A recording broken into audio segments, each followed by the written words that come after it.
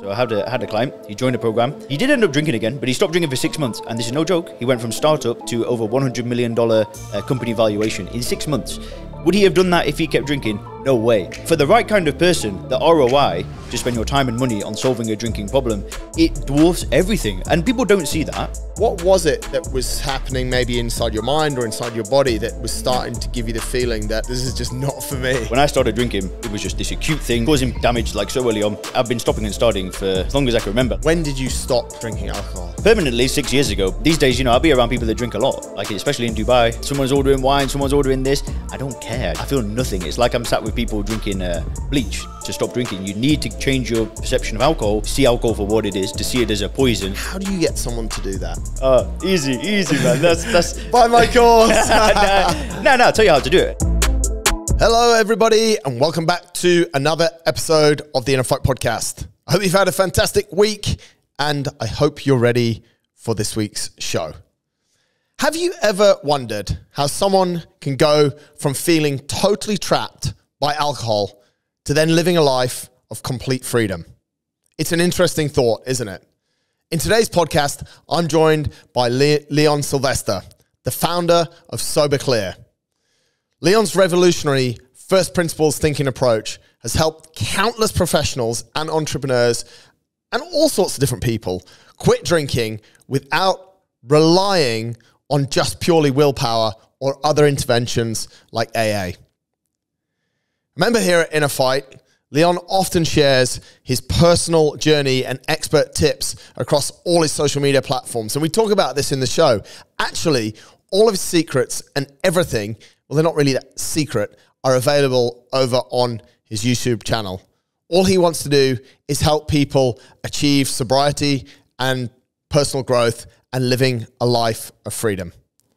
Today, he joins us and shares some really quite deep insights into both his own personal journey and some great examples of others.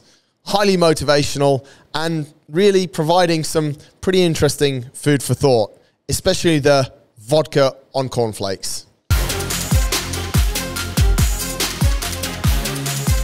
This is episode number 920 of the InnerFight Podcast. No matter where you are in the world, thanks a lot for tuning in. Let's jump into today's show. Let's rock and roll. Leon, I want the exact moment when you decided that alcohol wasn't for you. See, my journey there is not like everybody else. So, like, a lot of people will come to that conclusion in like their 40s and their 50s, right? Where they're like, do you know what? I don't think I should be doing this. But for me, it was, probably like the 10th time I got drunk, I was like, whoa, hang on. So it was very early on, like my journey was so acute. It was like this peak so early on, and then it was just struggle for years, right? So, I think I went to my first Alcoholics Anonymous meeting. I might have been in 2019, something like that. Because, alcohol and drugs just cause so much chaos. So I realized that alcohol's not for me. Yeah, long time ago, man, long time ago. What was the realization? Like, what's the feeling? Someone is thinking, or someone's in two minds about, and I don't think, and maybe we'll progress on this, alcohol is one substance. There's a number of different substances, and exercise can actually be as addictive to a lot of people. But what was it that was happening maybe inside your mind or inside your body that was starting to give you the feeling that this is, like you said, this is just not for me? What can happen for a lot of teenagers? So that's kind of when you start experimenting, especially in England, right? When you're like 15, 16, that's kind of when you start dabbling, whereas in America it's probably a lot older. But I remember we started smoking some weed when we were about 15 or 16, right? Just being naughty, being boys, and then I started drinking. And then I remember, because at school I was never really accepted. And, you're trying to find your identity, you're trying to find who you are in the world. And I never felt accepted. But then I remember I smoked some weed and there was like this little bit of notoriety, right? So I remember it was a half-term break, so we got 10 days off school, and I remember I got either drunk or stoned every single day for 10 days, right? And it is nothing, right? It is what it is. But I remember I went to school, and I remember telling people, and it was like this moment of, I'm proud that I've drank, and you get this notoriety, and then all of a sudden people just accept you a little bit more. So I kind of think that's how, for me, it started, where I was trying to find my identity, and then I got something. And it's a really strange journey, but then very quickly, you know, I got something from alcohol and I got something from drugs. I got this tiny bit of status, and then everything just started crumbling away. And yes, it's sad, but then, you know, it is interesting, isn't it? Because you sort of give me a flashback there to school and to kids that smoked, maybe smoked drugs, or maybe were drinking. Like in school, well, when I was in school, if someone in the school was drinking, everyone knew about it. I don't know how the teachers didn't know, or maybe they didn't know, but they were always sort of considered, I guess the way that you've put it, like they're a bit different, they're a bit cool. And why do you think that is? Why do we view people that are doing something bad, really? We shouldn't have been taking those substances at 14, 15. Why do we view them as a little bit better than everyone else? Well, that's the world that we live in, right? It's what grown-ups do, right? Grown-ups drink alcohol, so you're kind of showing that I'm maturing faster than all of you. You're still kids, and I'm an adult now, which is a sad reality. Yeah, but I even remember going to university. It's almost like university was like a breeding ground for what's to come next. So at university, you know, everybody just gets smashed.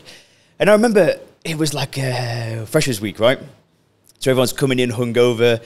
And the teachers would kind of snigger. They'd laugh, right? They'd be like, oh, look how hungover he is. Like, it's totally normal. It's totally fine. Like, going out, consuming this poison, consuming this drug that's, you know, could destroy your life, that's destroyed tens of thousands of people, die from it all the time. And then your teacher's there laughing.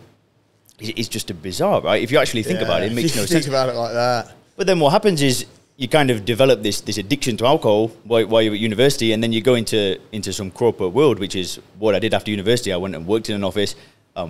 It's even worse, right? It just continues. So it's weird though, because we've gone through quite 3 very different stages of alcohol and drugs. One at school, where it's like cool because it elevates our status. 2 at university, because that's kind of the social norm.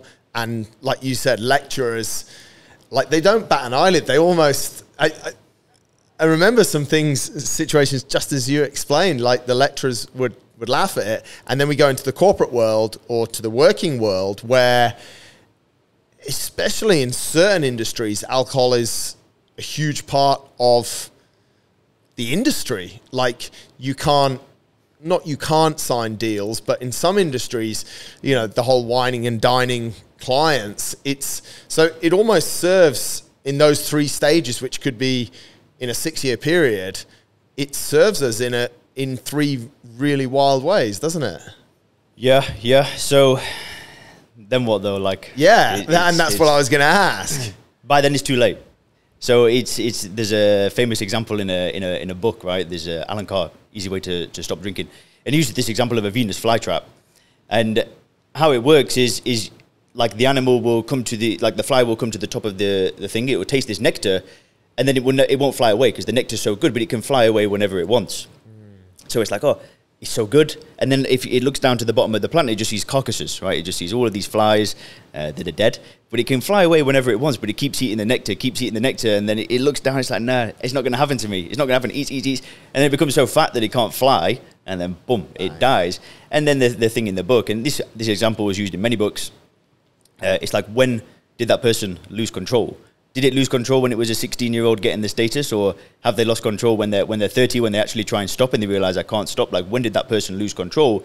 And, you know, the role of an alcohol company is they want to hook you as early as they can, right? They want to get you when you're 15, when you're 16. It's why you see alcohol pops. It's why you see, you know, these seltzers. And once they've got you, that's it. It's like you can't really escape it. The alcohol pop thing has always interested me. I think it's pretty unethical because of what you've just said. It's beyond unethical, right? Just think about this for a second. So I think The Rock is worth like $1 billion now, right? Maybe, and I think Conor McGregor sold his alcohol company $500 million, right? These people have made just insane amounts of money. It's just next level, right? And, you know, I said this in a video a long time ago, and who benefits? The Rock benefits, right? He's laughing. All of the shareholders around him, I mean, everybody's laughing, right? They're probably 100x their money. So there's a certain group of people that are getting a huge benefit from selling alcohol. But then who doesn't benefit? the end consumer, right? All they get is a bottle of this poison that's 40% poison, 60% water, whatever, vodka, gin, whatever it is. And by buying that product, they are literally consuming something that is going to put them in a grave. So it's so unethical, right? But the people that are around the rock, or the people that are around the company, they're benefiting in a big way. But then if you go to to Mexico, right? Guess what happens there? You'll go to some like poor area, and then you'll go to some little shrine, and then you'll see a picture, and guess who it is? It's a drug cartel leader, because a drug cartel leader is enriched his local area. You know, he'll send money back home, he'll build a church, he'll build a house, they'll go and sing songs about the drug cartel leader. So sure, that person benefits, but who doesn't benefit, right? The end consumer, right? They're just destroying their life, and it's this double standard that we've got. So going back to Alcopops, I mean, it's sick. It's like disgusting. Yeah, it's kind of like the food industry as a whole, though. Like, and I mean, it's not unknown how food companies, how alcohol companies, how cigarettes have changed slightly, but are hiring psychiatrists to try and figure out how to make packaging more appealing to people's brains. We're caught in, and like you said, mate, who benefits? It's all for pure greed, financial gain. It's a really weird sort of situation, and like you said, you're going up in the grave. Not everyone, but we're selling, whether it's bad food, alcohol, cigarettes, drugs, things that we know when they're abused, and because of their addictiveness, are abused often, will kill other human beings. No, but if you think about it, it's the beautiful thing it's the most beautiful thing to sell, right? Your lifetime value of a customer is they'll drink it from day one of being born, day one of being able to drink until the day that they die.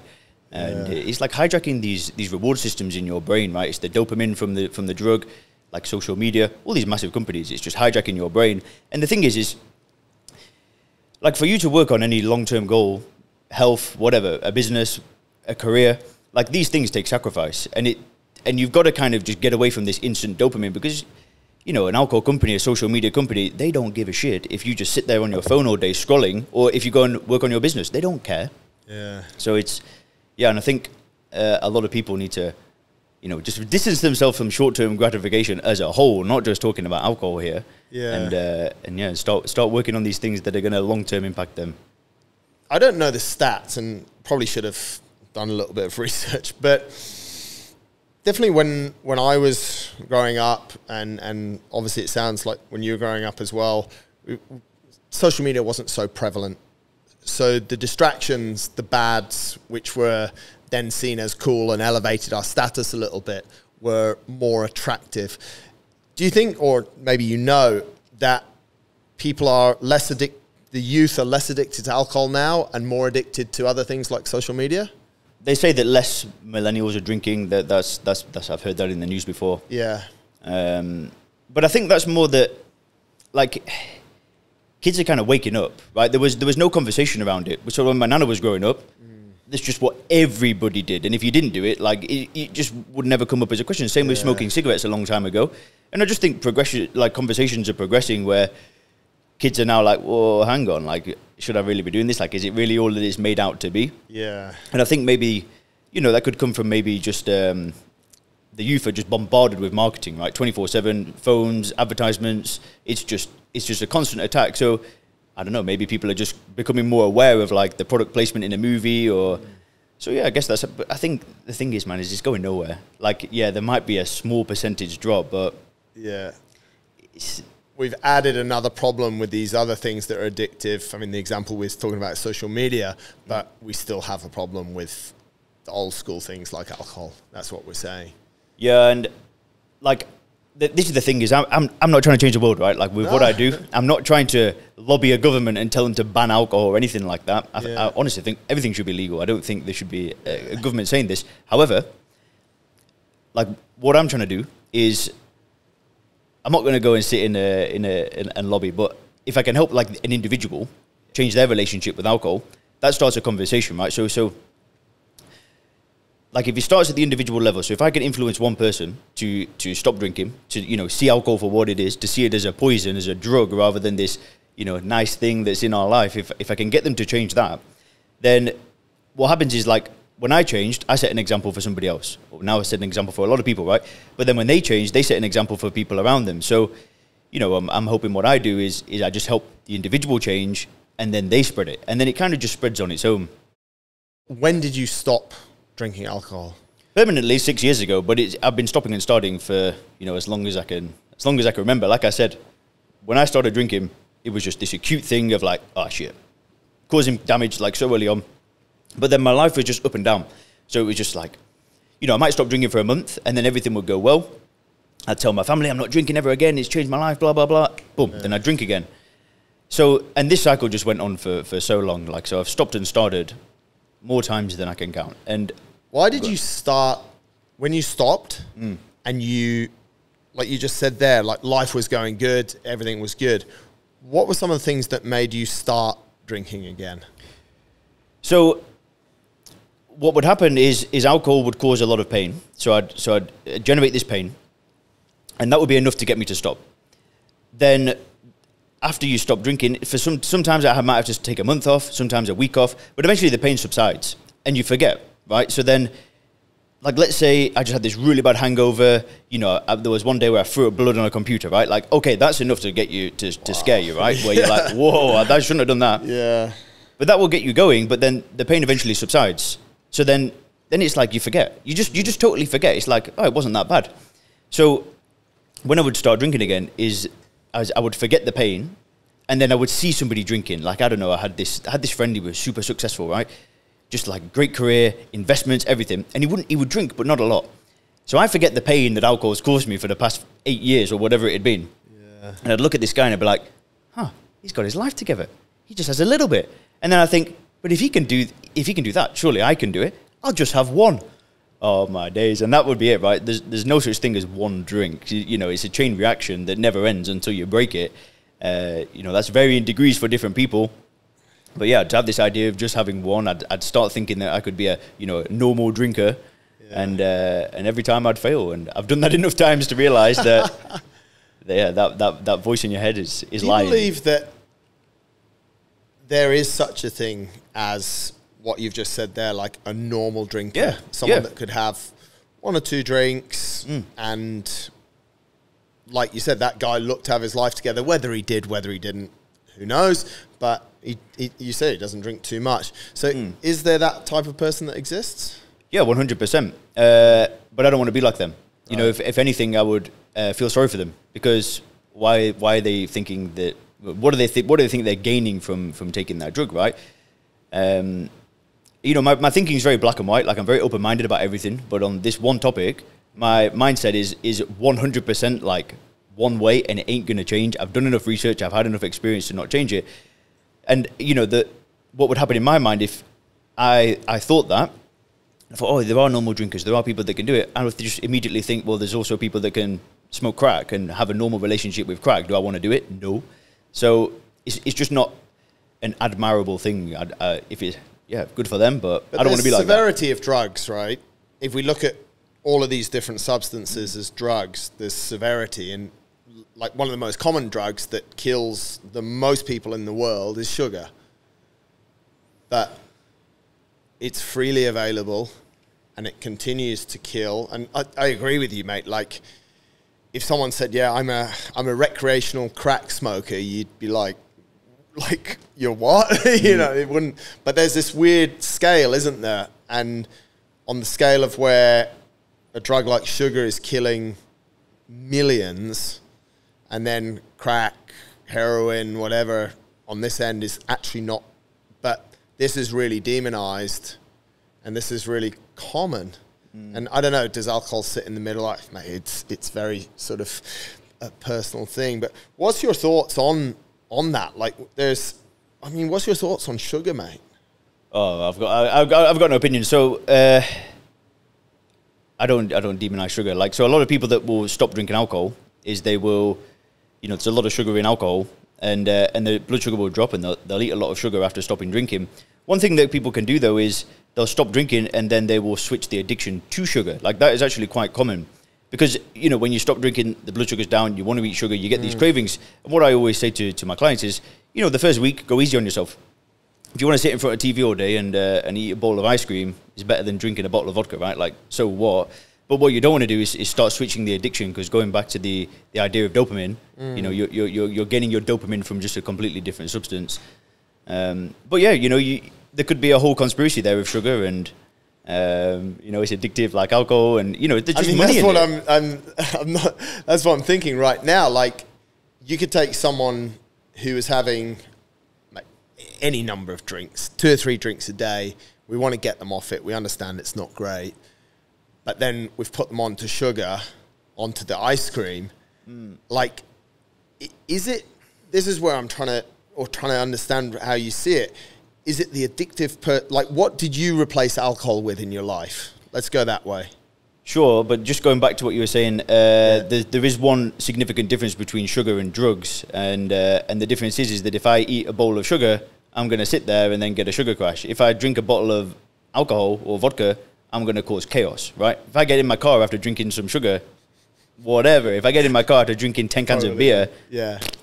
So there's quite a significant difference that it's like caffeine, right? It's still a damaging substance. It isn't going to cause that insane damage that the other Although drugs. I think some people definitely should be banned from driving when they have too much sugar, though, mate, as well. But no, your point is probably me. Is very. I see, especially. I mean, you see the difference in the behaviour in kids, but no, your point is very valid. Where was your addiction? Your addiction was alcohol. Where did it move to? When people stop drinking is, you know, what they'll do is they'll go to the past, right? So they might sit with a therapist, talk about, you know, childhood trauma. They'll do all this stuff. They might go to Alcoholics Anonymous. They'll call themselves an alcoholic. They'll label themselves a problem. They'll go make amendments to people. So, you know, the addiction that I stopped drinking with was creating a future, right? It was creating a vision. It was actually sitting down and asking myself, like, who do I want to be?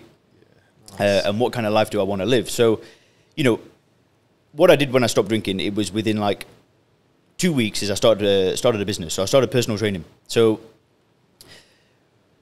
and I built this vision, right? Like I was like, all right, I need to get back. I need to start my own business again. I need to do my own thing. Because when I stopped drinking, my life had just crumbled away, right? I had no money. I was borrowing money off my family. I remember calling my nana at like 25 years of age, like, can I borrow 500 quid? I've got no food in the fridge. It was embarrassing. So what I did was I just asked myself, like, okay, who do I want to be? Well, I want to be an entrepreneur, right? That's what I wanted to be. So I remember within 2 weeks, it was like the confidence came back, the energy came back, the clarity came back. So I knew that I could do it. And then I spent, it was probably about 3 months personal training, but it was like instant. Clients straight away. I'm on the gym floor all day, you know, trying to make money just like, and it was working, right? And then I was taking like this business course and, you know, just because I asked myself when I stopped, who do I want to be? So I was taking these courses, learning all this stuff, trying to change, you know, my identity. And after 3 months, you know, I built like these onboarding systems. I felt like a machine. And then I did Facebook ads and I was getting customers for the personal training and I was getting like £1 leads at the time. And it was like, I've cracked it. I've cracked the code. I've finished this business. So now it was like, I either go and open my own gym or you know, I'm going to work in this gym. I'm going to live in England. I don't want that life. So, you know, the thing that I'd always wanted was I wanted an online business, right? And what I ended up doing was booking this one-way flight to Chiang Mai because I knew what I wanted. I didn't know how it would look. So, you know, when you said like, what do you change your addiction to? It was just like, well, hang on. I just had a vision for my life instead. Like I didn't need to swap it for sugar or swap it for another drug or another substance. It was just like, what do I want? Have a vision for my life. I knew what I wanted. I wanted this online business. So, you know, I went and booked this one-way flight and I went to Chiang Mai. And because I had like one friend in Chiang Mai, there was one guy that I met in the personal training world that had an online business in Chiang Mai. So I knew 2 people there. And then luckily when I got there, it was, you know, a lot of other people with an online business. And I spent a year, I tried to do online personal training, fitness training. Not for me. That's not me. Like, I don't count my macros. So if I'm telling this person, that person to count their macros, there was an incongruency that I couldn't handle. So anyway, I got there and then I spent a year freelancing. So I was just like working for anybody, doing anything. Write this YouTube script for me, film this YouTube video for me, do this email for me. I was just saying yes to everything. So I did this for a year. And then after 1 year, I met somebody in Chiang Mai called Nick Nimin. So Nick teaches people how to start YouTube channels. And he basically said, like, you can't keep doing things for other people. You want to do your own thing, start your own YouTube channel. And he owed me $300 for some scripts that I wrote for him. And I said, all right, don't give me the money until I've made 3 videos. He's like, all right, deal. And I made a video about not drinking for a year. I made 2 others that failed, but this one video I made about not drinking for 1 year, it got traffic. It got 5,000 views. It got hundreds of upvotes on Reddit. And just comment after comment after comment, like, oh my days, this is just like me. This story's mine. I can't believe you've done this. Blah, blah, blah, blah, blah. And that's kind of where it all started. That's very cool. Yeah. So I guess you did change your addiction, mate. You became addicted to achieving the vision that you had for your life. That's what you've mentioned dopamine a few times. That's what fed you your dopamine, because you were excited about, you had a moment of clarity, you got a vision, I want to build an online business, bang. And I'm going left, right, and you were successful, so you get satisfaction. This actually, I've never really thought about it like that, but if you think about it, all the things that I were doing had an element of short-term gratification, right? Like there was an element of, oh, I just got a client. Great. Oh, I just got £3,000 in my bank. Oh, wow, it's working. Oh, and then, I don't know, I made a YouTube video for somebody, 200,000 views. Oh, I can do YouTube. And yeah, maybe there was all these like little milestones that kept happening, which were short-term hits of dopamine, right? But it's good dopamine because it's contributing to a longer-term vision rather than just this drug that's just dragging me down. So maybe what happened is I just got addicted to doing like the hard work, and it was like, oh, hang on, progression. And rather than in the past, it would be like drink, go down, up, down. Whereas this time it was a lot more linear. So yeah, everything was just building upon itself. It's super interesting because all dopamine is equal. It's just how we release, how we force, not force, but yeah, sometimes force. I mean, cocaine forces it. How we force it out of ourselves is through different ways. But the feeling in the body and the chemical is still the same chemical. So you're releasing it through business, whereas previously you're releasing it through alcohol. You're feeling really good in the moment, but then there was a lot of repercussions, same as a lot of different bad things. But the dopamine is still there. What's the, I think the book's actually called Dopamine Nation. And it explains it because it's almost like stress. The body, stress is stress, whether we get stressed through work, through relationships, through training. And this is the biggest issue that I see, especially within our gym, where we have a lot of people that are in super high stress jobs, incredibly successful. They still want to train more because they got to where they are by doing more, and now they want to train more, but that just adds more stress. And they're like, yeah, but it's training stress. But it's all stress. It's the same thing. So you were still getting this great release, which you're not any different. Like, we're all the same. We all love dopamine. I mean, I was reading recently the amount of people that are actually addicted to online shopping. Like, it's crazy, mate. Like, and if you think about the whole, take Amazon, the whole Amazon experience, it's small bits of dopamine all along the way. And you've searched and you've read a little bit and you've added it to your cart, but then you haven't checked out. And then you get a reminder and then you check out, and then the shipment's on the way and they send you an email. And then they send you another email that's delivered, and then you can't wait to get home. And then do you know what I mean? All these bits are just these tiny bits that are feeding us, which is crazy. Side note. Anyway, so you started a YouTube channel. Talk us through that, mate. How did it feel sharing your story on one of your first YouTube videos for the first time? Well, hang on. So I actually tried YouTube for probably 5 years before I made you can't see any of these videos, but I remember Come on. The very first, I'll show you after this. Yeah. The very first video I posted, it took me a year to actually make it. Like, when I first thought about doing YouTube, and I was shaking, like physically sick. It was the scariest thing I've ever done in my life. But then by this point, I was a little bit more immune to it. Like, I'd had bad comments and, trolls, and, you just stop caring. But I remember when I made the video about not drinking, I cried in the video, and there were real tears. Really? Yeah. I just flooded up with tears. How did you feel about that, mate? Well, at the time, I mean, you just stopped caring, right? It was like a raw video. I don't think there was a single cut, or there might have been one cut in the video. I just thought, you know what, I'm just going to post it. And I guess there was an element of maybe there was a slight element of fear, but you know, just posted anyway. Like, do you think you'd come to a point where you're like, I started drinking to fit in because I used to care so much, but this period of my life, I can just see it hasn't served me, and now I'm free, and who cares? It's me. This is me now.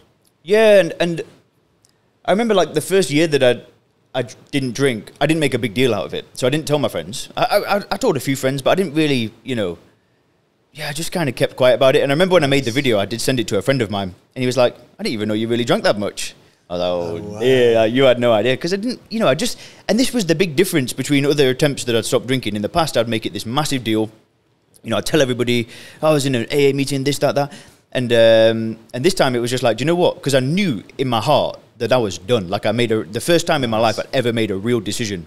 And when I say decision, it's like this cutoff, right? Where it's like, that's it. I ain't touching that again.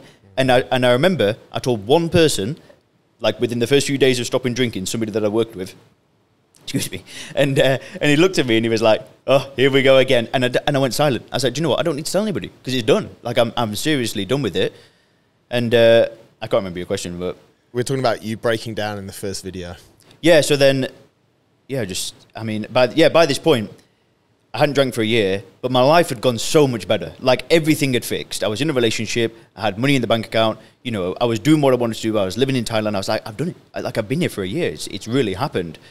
So yeah, by this point, and I didn't know what I was going to do. This was the thing is, I just thought, you know what, with YouTube is you kind of just got to start throwing stuff at the wall and eventually something will stick. And I knew that's how it would work. And it was just like, you know what, let's just try a bunch of stuff and see what happens. No idea that this was going to be still going down 5 years later, which is crazy. It is a bit nuts. It's funny, mate. And I remember when you told me that for the first time, because with us British, you often hear the opposite story, that you book a one-way ticket to Thailand, get addicted to alcohol, drugs, and lose everything. But you went to Thailand and totally reverse engineered it. So you've put up this first video, mate. You've told everyone about. You've shared your story and been sort of quite vulnerable and open with it. How did the business sort of pick up, and just explain to us a little bit how it works? Because if people are listening and they're like, oh, wow, this is something that I'm interested. So how did it sort of progress, and what is it? So, well, the business is a coaching business, helping people. It's coaching and education. So it helps people stop drinking alcohol, but I'll get back to that. So, you know, what it is, I posted this video and it got some traffic, but I didn't think anything. At first it was just like, oh, that's cool. And then I tried some other stuff. And then I made another video about the 5 benefits of not drinking for a year. And again, it got traffic. It didn't get as much traffic as the first video, but it did better than all the other videos that I was trying. I was like, oh, that's interesting. And then I just made a few more. And the thing is, at this time, is I was quite vulnerable. Like, I didn't know what I wanted, so I'd get a lot of like predatory business coaches that were like messaging me. And the game's the game. Right? I'm not upset. But they were like, oh, have you tried this? Have you tried that? Because I'd done a little bit of personal training online, so I had, you know, a very low understanding of the basics. Yeah. So I was getting this person DM me, and you know, they almost got me. But I didn't buy from any of these people that were DMing me. But I remember I was riding my motorbike. I did this visa run. So in Thailand, you know, you get like 60-day visas, whatever, and you got to go and leave the country, then come back in. And I rode my motorbike. It was like this 5-hour motorbike journey. And motorbikes, they're really good, you know, because you get these ideas. You're like meditating, the mind's calm, and then boom, you'll get this snap, and you're like, oh, that's what I got to do. And I remember riding back, and it hit me. And there was this mentor that he was on YouTube. Somebody gave me access to his course. Supposed to buy it. I bought it later on because it was so life-changing. But anyway, it is what it is. So I remember riding the motorbike home, and it was like, right, just listen to one person, one mentor. Don't listen to anybody else. You're getting too many shiny objects. This person's saying e-commerce. This person's saying YouTube. This person's saying Facebook. This person is like, it's like just quiet everybody down and listen to this one person. And he didn't really tell you about what platform to do. He said do a bit of Facebook, but he was more about the fundamentals of a coaching business. And he was like, all right, first define the problem. Right, what problem are you trying to solve? So define that. Then define the person who you're going to help solve that problem with, right? So I defined somebody that was just like me. So it was, you know, and I defined that. And then he said, now sell the solution to that problem. And it was like, and it was so simple. It made things so simple. And it was all about the fundamentals of helping people solve a problem, right? Which is what any service or any coaching or anything does. It's just about taking somebody from where they are to where they want to get to. So I learned from this guy. And then it was like, there were also so many missing pieces in my knowledge, but now I kind of got the fundamentals, is I could see the missing pieces. And it was like, okay, well, hang on. You need to, instead of sending the traffic to this, send them to this, and then start the conversation, and blah, blah, blah. And then all the pieces started coming together. And what happened was I made a Facebook group at the beginning. So I would send the YouTube traffic to a Facebook group. I'd be on Facebook adding people. And I just helped for free. I just did all these free calls, just coaching calls, trying to learn more about the problem, trying to help people solve the problem. And then I think I had 100 people, 50 people in a Facebook group. So I made a course, and it was like, spelling mistakes. It was because he'd always said, like, you know, you just got to get things out fast, test them, see if it works. Minimum viable course, just get it out there. He might have used some more colorful language, right? I won't say it here. So anyway, so I gave this course away to like 50 people. Oh, Leon, I'm gonna do it. Yeah. Nobody took the damn course. So I'm there and I'm like, this ain't gonna work. I don't know what I'm gonna do. I'm just gonna do something else. Anyway, so then a couple of weeks have passed, and then I got this message, and he was like, Leon, I watched the course. Like, I'm done with drinking. And he said, I'm going to send you a video testimonial. This is insane. So he went and got these like super expensive bottles of liquor, right? Just pours it down the drain. Like, I'm done. That course was insane. I know I'm not going to drink anymore. And I remember showing my girlfriend, and I'm like, look, like, do you see this? And it was the first time, like, the dream was now a reality because we'd created value. We changed somebody's life through the internet. And I remember seeing this, and it was just like, I can do this. Like, it could really happen. So from that point, man, I was studying all the time. Like, I probably spent 50 grand on courses, on education, you know, just study, course, consultant, this, that, trying to put all the pieces together. And what happened was, did that, and then I started working one-on-one with people. So, you know, I do one-on-one calls, I'd work with them for 12 weeks, charge them whatever, and I give them this course. And then more people stopped drinking, And then, you know, just eventually the course, the one-on-one coaching just got fully booked. And I think it was like 12 clients. I just can't do more than 12 one-on-one clients. It's too hard having to do videos and this and that. And then basically from all the sessions, you know, from my own experience, from everything, from the research that I'd done, because by this point I've read so much more. I knew so much more about alcohol that I built the program that there is today. And it was the hardest thing I've ever done in my life. It's like, it's not a long program. It's very compact. But I put everything into this program, so it's like an online course, education thing, and it sounds too good to be true, but it will take somebody I've had clients that have drank a bottle of vodka every day for 20 years. No joke. Like, I've had some of the worst case drinkers that don't drink anymore. They've tried everything, nothing worked. I've had people that said, you know, when they were drinking, they got to a point where their vision was affected, like they were almost going blind because of alcohol. Boom, changed. And the course is all about helping somebody just reshape their beliefs on alcohol. Kind of, you know, what we've just spoken about earlier in the podcast. Yeah. It's just 10 levels deeper. We just go way deeper and really just help somebody get into a state of mind where it's like seeing alcohol this logical way. There's no emotional pull to it anymore, so it becomes a choice. And a choice is always, if you see it that way, is I'm not going to drink it. Like, why would I choose to put that in my body? So this is how the program works. And then we've got, like, you know, that future-focused element where it's not about going to the past. There's no therapy. There's no counseling. Not that I don't believe in that stuff. I tell people there's a time and a place, but it's not going to contribute to you on your journey to stop drinking. You need to change your perception of alcohol and then focus on the future. How do you do that though, mate? Like, changing someone's perception on something like alcohol is, when we're calm and logical, and I mean, you and I have spoken about it quite a bit, it's pretty straightforward. Like you said, your course was, okay, you spent a lot on it, but you said from the start, it's not overly complicated. But what we're talking about often is reprogramming someone's mind, changing that relationship, changing that perception. How do you get someone to do that?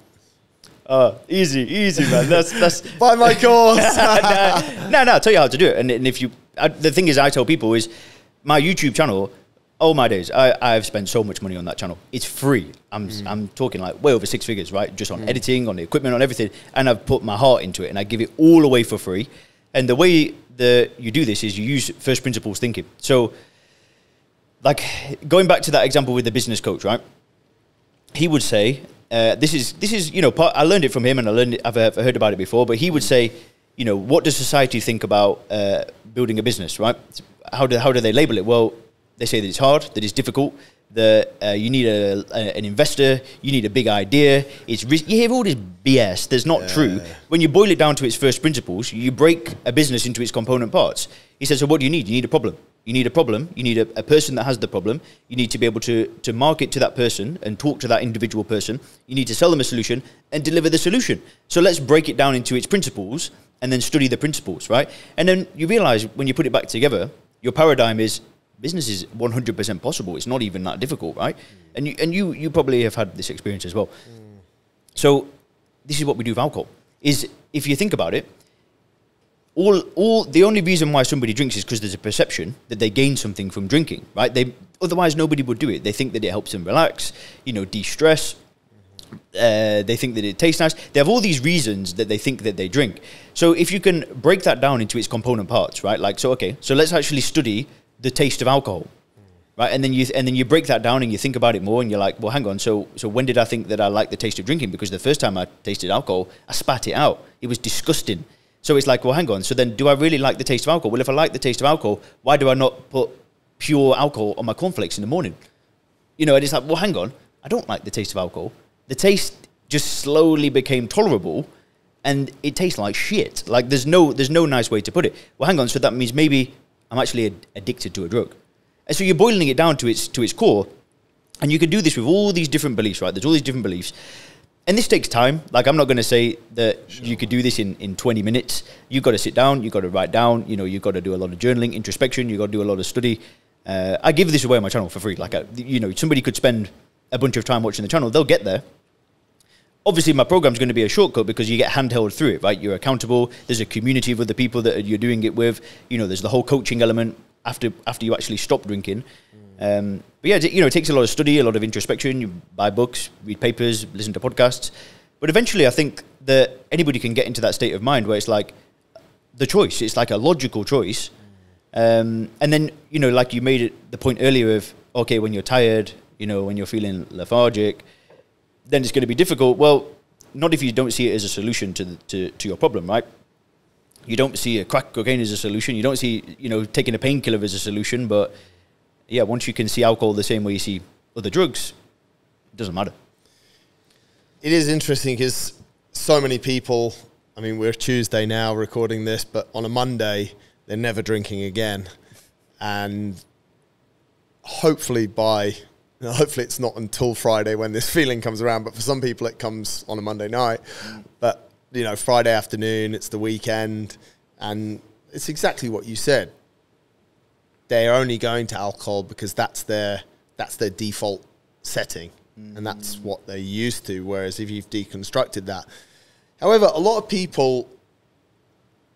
lot of people, mate, introspection, reflection, breaking behaviors down is quite deep-rooted, because a lot of the reason, like, if you look at the reason why you started drinking at school, it's because you didn't fit in.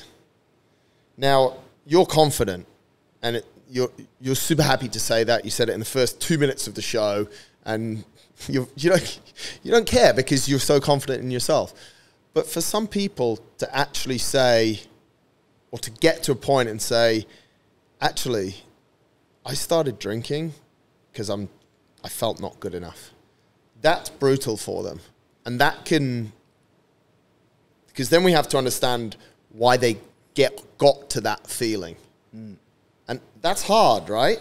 So the whole thing is, it's a big emotional roller coaster, which hurts to unpack.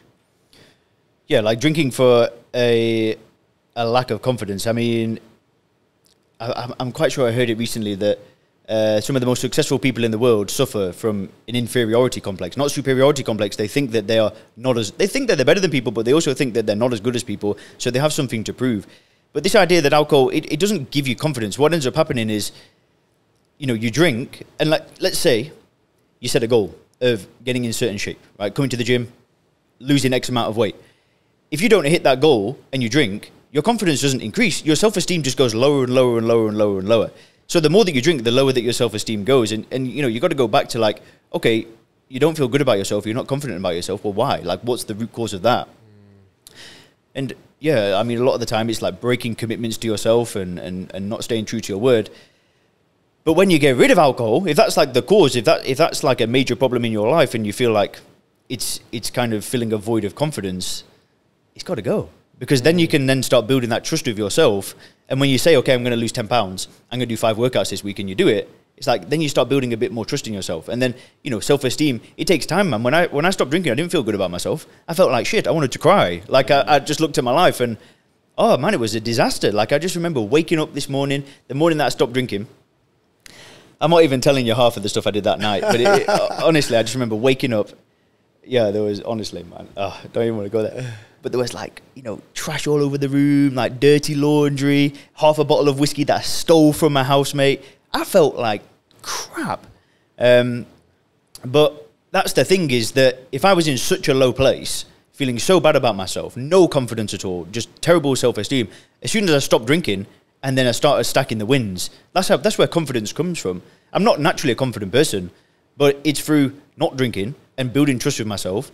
And it's just like, it builds. So you have good confidence now, mate. I've watched your YouTube channel as well, and you do a great job and that's what, I think that's probably what, you've mentioned it a few times, that's what resonates with people as well. Like, you shared your story and you shared it now as well. Like, you've come from not confident to actually being in front of a camera and just saying, this is me, this is what I've done, just being vulnerable. But I think it's tough, isn't it? Because the work is hard work. It's like getting in shape, losing 10 pounds. You've worked fucking hard, mate, to get to where you are. Right or wrong? Yeah, but maybe going back to what you said about the work on the introspection, right? Hard work, 1000%. It takes hours, right? It can take hours. It can take a lot of money to shift your beliefs on alcohol. But the way I see that is, like, especially the people I work with, I'll give you an example. So I had a client, he joined a program. He did end up drinking again, but he stopped drinking for 6 months. And this is no joke. He went from startup to over $100 million company valuation in 6 months. Would he have done that if he kept drinking? No way. So for him to do that, it was costing him $100 million to not drink. How crazy is that? It's worth him even more now, but he's built those initial conditions during that 6 months of sobriety. So, like, for the right kind of person, the ROI to spend your time and money on solving a drinking problem, it dwarfs everything. And people don't see that. You know, my program's not cheap, but we talk about ROI, and it's like, I mean, there's nothing else out there. I mean, the hours that you put in, the money that you put in, you solve that problem and your life can skyrocket. And I speak to a lot of people, they're like, oh yeah, maybe I'll make a bit more money, maybe I'll lose a bit of pounds. It's like, mate, you've got no idea what's going to happen when you actually kick it out of your life. Like, you don't even know what you're capable of. Yeah. Let's go back a little bit to maybe not upset everyone, or I kind of know how you're going to react to this. Not, you know, because for some people, some people are like, I don't have a problem with alcohol. I'm doing super well in my business. I wake up, I feel great, and I have a drink every 6 months. Is that okay? Are we happy with those people? My message is just not for those people. They just don't watch my channel. I get those people in my comments every so often, like, yeah, it's like, well, don't watch the videos. Like, okay. My message is for a very specific person that, you know, they know they've got an issue with alcohol. Yeah. And, it's just not for everybody. Which is what you said, like, what are the problem you're trying to solve? What is the solution? I mean, it's the same as well. Like, not everyone wants to be 5% body fat, right? Yeah, exactly. Yeah. It's exactly the same. Here's a question then. You didn't tell anyone for a long time. You told your friend and then there was no reaction. There's two sides, isn't there, normally? There's the guy or the girl that stops drinking and never stops telling people that they've stopped drinking. And then there's the way that you went, a little bit stealth, and you figured it out that it was for you probably, and you just kept quiet and you cracked on. Working in that space, is there a success rate difference between the person that tells you 20 times a day that they don't drink, or the person that stays silent about it? Yeah, 100%. So I don't know when I stopped drinking. I don't know the date. I'd never like celebrated, hey, everybody look at me, I'm 1 year sober. I wondered why you hadn't answered my fucking question before. Brilliant. I don't know the exact Really? number. Yeah, because I don't care, because it makes no difference. Amazing. Because when you make a decision to not drink, you're as much of a non-drinker on day one as I am today. It makes no difference. Right. So is there a difference? So I don't see myself as sober, right? I don't, like my YouTube channel, my name is Sober Leon. I don't see, like when you met me, if we didn't start talking about work, you would never have known I don't drink alcohol. It's not my identity. I'm not some recovering alcoholic. I don't give myself any of these stupid labels because they don't help. So the problem is that when you start giving yourself these labels and you start identifying with being sober and you start, celebrating, look at me, look, I've not drank for a year, you're telling yourself that was an achievement, right? It's like, wow, look at me and I've done so well. Like, well, hang on. You're how you're supposed to be. You're not. It's not an achievement to not drink alcohol. And that, listen, I'm not trying to like point my finger. Mate. Yeah, I'm not trying to be a dick, but it's like it's not an achievement. It's you just make a decision, get it out of your life, and that's it. Because and I'm not trying to be critical, because the problem is that you start putting alcohol on a pedestal. And what you're saying is that, this is this really great thing in everybody's life, and I've not drank for a year, and and you're saying that the further that I get away from alcohol, the longer I am, the more of a non-drinker that I am. That's just nonsense, right? That doesn't help anybody. And listen, hey, man, if you get a year sober and you celebrate, go out for a dinner. Yeah. I'm not trying to say that's a bad thing. It's more about the mindset of what you're actually, the self-dialogue of like, oh, I'm doing better, I'm on day 7. Oh, I'm doing better, I'm on day 30. And another problem with that is when we start setting these milestones where it's like, oh, day 7, day 30, day 100, whatever, is some people will then say, well, now I deserve a drink. It's been a year. It's been 30 days. I could go back now. It's been a long time. And, then like, so what are you trying to say? At 5 years, I'm more of a non-drinker, so then, you got to be careful with that dialogue, thinking I could go back to having just one drink again. But it's vision, mate. It's what you said a while back. You had a vision of what you wanted your life to be, and that's taking all your focus. You don't have the time and the energy to count the days, the weeks, the months, the minutes, make posts about it, because you've got this vision, and you'd rather put your energy into achieving your vision, to make it. You'd rather make a YouTube video about helping others than an Instagram post, for example, to celebrate that you've been sober for 1,200 days. That's what which makes total sense based on what you've said, because you're reprogramming a mindset. Yeah, and I think the only time and a place when it comes good to sharing that is if you're setting an example to other people, but then I think it's important that you also got to meet people where they're at. So for some people, they might see somebody a year sober and be like, I'm never going to be able to do that. Whereas if somebody shares their journey of how they got to 1 year sober, more inspiring. Yeah, and they put some vulnerability into it and talk about the pain that they were in. It's like that can kind of start waking people up. So that's more what I did. I like it, because I'm glad that we see that exactly the same, because people that are constantly, and I think for some, there's quite a few people in your space now that are, should we say, helping or have made a business out of helping others quit alcohol, which I think is great. And some people have gone about it in a different way. But if the marketing message is constantly, I'm 2 years sober, I'm 5 years sober, I've just found it's got quite boring. Whereas your message is so nice and clear, because it's like vision, rewiring, and everything's cool. And if you guys over there want to have a drink, that's cool as well. You don't hate on people that have a drink, do you? No, so that was another big shift as well, is every single other attempt, I would look at people that drank with some, very small amount of envy, then that conversation would come back in my head. But these days, I'll be around people that drink a lot, like especially in Dubai, going out for this dinner, or someone's ordering wine, someone's ordering this. I don't care. I feel nothing. It's like I'm sat with people drinking bleach. Like I just would never put that in my body. Let's talk a little bit about that, mate, because I think that's about the fitting in. So you're happy to go to a restaurant or a bar, hang out with people, they'll have a drink, you don't need to have one, you'll order whatever. Do you drink alcohol-free beer? No. Thank you. Never. Good. We can still be friends. And you're happy to say nothing about it. That's cool. Yeah, I mean, like, here's the thought: is if you went to like, let's say you woke up tomorrow, you're in an alternate universe, and you're in this universe, right? And then your friend calls you up. It's Friday night. You go to a bar, and you get to the bar, and then you see behind, the whatever you call it, behind the bar, there's all these bottles, and you're like, where's the alcohol? And you look closely, and it's like these blue bottles of bleach. What the fuck's this? So you see your friends, hey, Marcus, come here. So you sit down, and then everyone's got their drink, and then you look in the middle of the table, and there's a bottle of bleach.